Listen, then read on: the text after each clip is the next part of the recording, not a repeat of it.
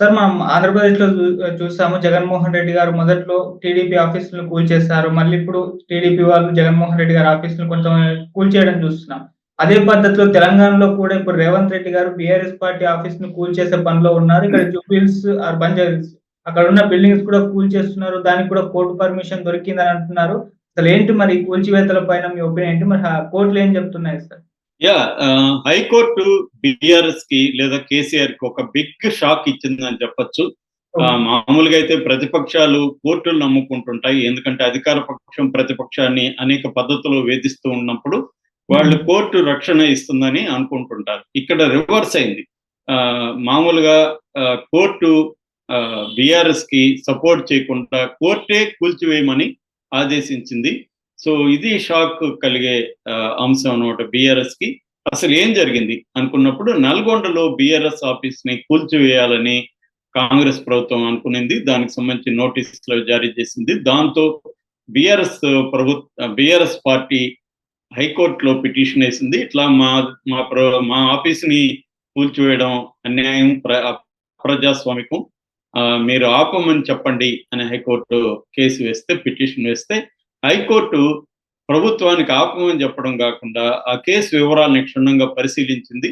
So ప్రభుత్వం తరపు నుంచి అసలు ఈ బీఆర్ఎస్ ఆఫీస్ కి పర్మిషనే లేదు, కట్టిన తర్వాత పర్మిషన్ కి అప్లై చేశారు అనే విషయాన్ని ఎస్టాబ్లిష్ చేయగలిగారు. అంటే క్లియర్ గా బీఆర్ఎస్ పార్టీ తమ అధికారం ఉన్నప్పుడు అధికారాన్ని దుర్వినియోగం చేసి తమ పార్టీ ఆఫీస్ కి ఎటువంటి పర్మిషన్లు, అనుమతులు లేకుండా అక్కడ నిర్మించేశారు అనేది ఎస్టాబ్లిష్ చేయగలిగారు హైకోర్టులో. దాంతో హైకోర్టు బీఆర్ఎస్ పార్టీ మీద తీవ్ర ఆగ్రహం వ్యక్తం చేసి 15 రోజులు టైం ఇచ్చింది. 15 రోజుల్లో మీరు కూల్చివేయండి, లేకపోతే ప్రభుత్వం వచ్చి కూల్చేస్తుంది. అంటే 15 రోజుల్లో ఆఫీసును కూల్చివేసేయాలి. అట్లాగే ₹1,00,000 ఫైన్ కూడా వేసింది. ఎట్లా మీరు కట్టేసిన తర్వాత అనుమతులకి ఎలా అప్లై చేస్తారనే తీవ్ర ఆగ్రహం కూడా వ్యక్తం చేసింది. ఇది నిజానికి ఈ తీర్పు అనేది చాలా మంచి తీర్పుగా మనం అభివర్ణించవచ్చు. ఎందుకంటే ఏ పార్టీ అధికారంలో ఉంటే ఆ పార్టీ ఇష్టానుసారంగా పెద్ద పెద్ద అంతంత బంగ్లాలు అవసరం లేదు పొలిటికల్ పార్టీ ఆఫీసులకి, కానీ వాళ్ళు ఒక రాజప్రసాదం లాగా నిర్మించుకుంటారు. మనకి ఇక్కడ బంజారా హిల్స్ లో ఉన్న ఆఫీస్ చూస్తే బీఆర్ఎస్ ఆఫీసు అదొక రాజప్రసాదం లాగా, అక్కడ ఎప్పుడు చూసినా ఆ రోడ్లో ట్రాఫిక్ జాములే జరుగుతుండేవి. ఇంతకుముందు బీఆర్ఎస్ అధికారంలో ఉన్నప్పుడు రోడ్ ని క్లోజ్ చేసేసేవాళ్ళు. అట్లాగే మనకి ఆంధ్రప్రదేశ్ లో చూస్తే కూడా అన్ని పొలిటికల్ పార్టీలు, అక్కడ తెలుగుదేశం పార్టీ ఆఫీస్ కావచ్చు, జగన్ది కావచ్చు, వైసీపీది కావచ్చు, ఈవెన్ సిపిఐ సిపిఎం ఆఫీసులు కూడా ప్యాలెస్లుగా ఉంటాయి. సో ఇదంతా ప్రజల డబ్బే కదా, ల్యాండ్ ఎవరిది? ప్రజలది. సో అంత పెద్ద ల్యాండ్ ఒక పొలిటికల్ పార్టీకి ఊరికే దారాదత్తం చేయడం కదా, దానికేమో వాళ్ళు డబ్బులు ఇవ్వట్లేదు, గవర్నమెంట్కి ట్యాక్స్ కట్టట్లేదు, ఊరికే ఫ్రీగా ఇచ్చేయడమే. ఇది ఇష్టం వచ్చినట్టు చేస్తున్నారు. దీనికి ఒక రూల్స్ కానీ, రెగ్యులేషన్స్ కానీ, ఒక కోడ్ కానీ ఏమీ లేదనమాట, గైడ్ లైన్స్ కానీ ఏమీ లేదు. ఇది జరుగుతుంది. రెండవ పార్శ్వం అంటే కాయిన్కి ఇటువైపు చూసినప్పుడు ఏ పొలిటికల్ పార్టీ అధికారంలో ఉన్నా ప్రత్యర్థుల్ని వేధించడంలో ఇదొక అనేక మెథడ్లను ఉపయోగిస్తుంది. వాళ్ళని ఆర్థికంగా, ఇండివిజువల్ గా వాళ్ళ ఎమ్మెల్యేలు, ఎంపీల మీద కేసులు పెడుతుంది, వాళ్ళ ఆర్థిక వ్యవహారాల మీద కట్ చేస్తుంది, వాళ్ళని ఆర్థికంగా దెబ్బతీస్తుంది. సో వాళ్ళని ప్రెజర్ చేస్తుంది, తమ పార్టీలకు చేరే విధంగా ప్రెజర్ చేస్తుంది, లేదంటే పారిపోయే విధంగా ప్రెజర్ చేస్తుంది. దానివల్ల ఆ పార్టీ నిర్వీర్యం అయిపోయి, వీక్ అయిపోయి, తమని తాము కాపాడుకోలేని పరిస్థితుల్లో సాధారణ కార్యకర్తల్ని ఎలా కాపాడతారు? అందువల్ల ఆ పార్టీ పని చేయలేని విధంగా, అంటే ప్రభుత్వ వ్యతిరేక విధానాలకి ఎండగడుతూ వాళ్ళు ప్రజలను ఆర్గనైజ్ చేసి పనిచేయాల్సింది. ప్రతిపక్షం అంటే అర్థం ఏంటి? ప్రతిపక్షం అనేది ప్రజల తరపున అధికార పక్షం చేసే ప్రజా వ్యతిరేక విధానాలు కావచ్చు, నిర్ణయాలు కావచ్చు, వాటికి ని అపోజ్ చేస్తూ ప్రజల కేంద్రంగా రాజకీయాలు చేయాలి. ప్రజాస్వామ్యంలో ప్రతిపక్ష పాత్ర చాలా ఎక్కువ ఉంటదన్నమాట. కానీ ఇప్పుడు ఏం జరిగింది? ప్రతిపక్షాలు లేకుండా చూసుకోవడం అనేది అధికార పక్షాల ఏకైక లక్ష్యంగా మారిపోయింది. ఇది మోడీ దీన్ని ఎక్స్ట్రీమ్ గా తీసుకెళ్లి ప్రతిపక్ష నాయకుల మీద, చివరికి సిట్టింగ్ సీఎంల మీద కూడా కేసులు పెట్టి జైళ్లలో పెట్టి సంప్రదాయానికి మోడీ తెరదీశాడు. అంతకుముందు ఇందిరాగాంధీ పీరియడ్ లో కూడా సిబిఐని ప్రయోగించేవాళ్ళు. అయితే మోడీ వచ్చి దీన్ని మరింత సిస్టమాటైజ్ చేశాడు అనమాట. ఆర్గనైజ్డ్ గా ప్రతిపక్షాలని దెబ్బతీయడంలో మోడీ ఎక్స్పర్టైజ్ సాధించాడు. ప్రతిపక్షాలే కాదు, ఆయన సొంత క్యాంపులో ఉన్న మిత్రపక్షాలను కూడా నిర్వీర్యం చేసే కార్యక్రమానికి మోడీ తెరదీశాడు. అంటే తమ పార్టీనే ఉండాలా, మిగతా ఎక్కడ పొలిటికల్ పార్టీలు ఏవి ఉండకూడదు, వీక్ అయిపోవాలి.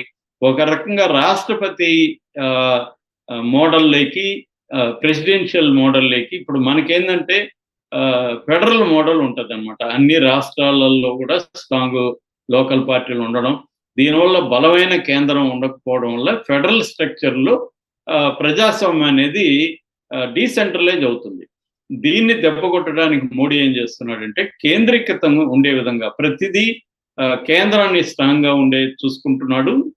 రాష్ట్రాలు వీక్ కావాలంటే ప్రాంతీయ పార్టీలు ఏవి కూడా బట్ట కట్టకూడదు. ప్రాంతీయ పార్టీలంతా కూడా దెబ్బ కొట్టేయాలి. ఇది మోడీ యొక్క వ్యూహం అనమాట.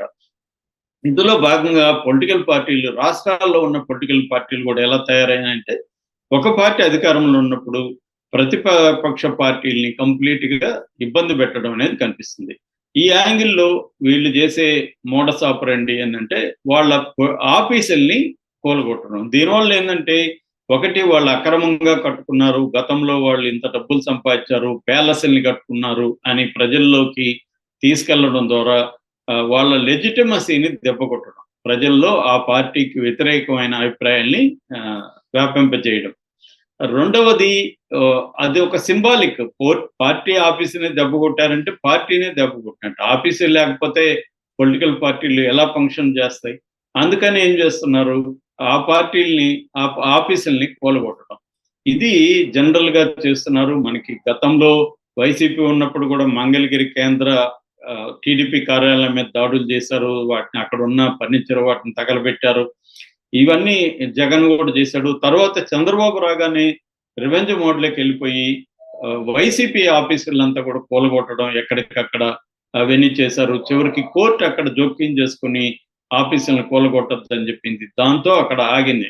ఇక్కడ వచ్చేసరికి ఇక్కడ కూడా రేవంత్ రెడ్డి కూడా చంద్రబాబు మోడల్లోనే వెళ్తున్నాడు. ప్రతిపక్షాన్ని బాగా దెబ్బతీయడం, కంప్లీట్ గా ప్రతిపక్షాన్ని వీక్ చేసేయడం, వాళ్ళ ఎమ్మెల్యేలని, ఎమ్మెల్సీలని తమ పార్టీలకు కలిపేసుకోవడం, కాంగ్రెస్ లోకి మిగిలిన వాళ్ళ మీద కేసులు పెట్టడం, హరాస్ చేయడం, తర్వాత పొలిటికల్ ఆఫీసుల్ని కూడా కూలగొట్టడం అనే కార్యక్రమాన్ని తెరదీశారు.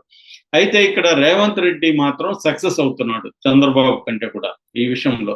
ఎందుకంటే ఆల్రెడీ బీఆర్ఎస్ 10 ఏళ్లలో విర్రవీగిపోయింది. అదేదో కేసీఆర్ ఎలా ఫీల్ అయ్యాడంటే, ఇది తెలంగాణ నా సొంత జాగీరు, నేను దీనికి ఒక జాగీర్దారు లేకపోతే ఒక రాజు అన్నట్టుగా బిహేవ్ చేశాడు.